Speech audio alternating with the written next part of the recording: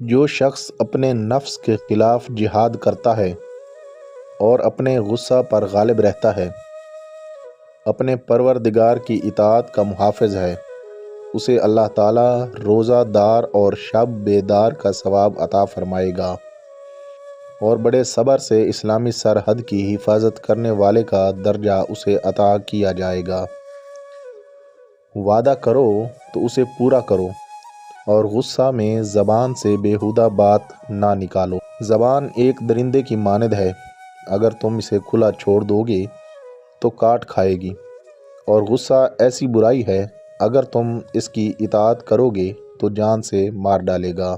بادشاہ کا غصہ موت کا قاصد ہے۔ غصے کو قابو میں رکھنے والا وہ ہے جو غصے کو مارنا جانتا ہے۔ دنیاوی لذتوں کو پورا کرنے اور غصہ نکالنے کی کوشش نہ کرو اور ان کو اپنا مقصد اولین ہرگز نہ بناؤ، بلکہ حق کو زندہ رکھنے اور باطل کو مٹانے کی کوشش کرتے رہا کرو۔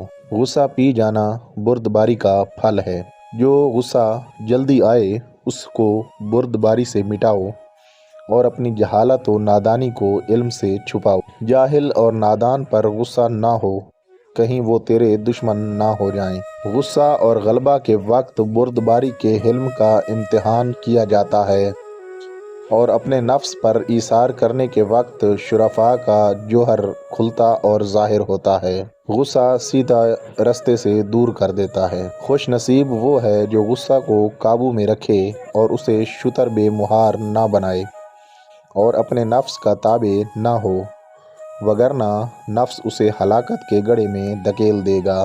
گھر میں غصہ کرنا گویا اسے ویران کرنا ہے۔ غصہ دلوں کی آگ اور کمینگی ہے۔ غصے کی موجودگی میں ادب کا کچھ کام نہیں اور بے ادبی کے ساتھ شرافت کا کچھ کام نہیں۔ ویڈیو اچھی لگی ہو تو ویڈیو کو لائک اور شیئر ضرور کریں۔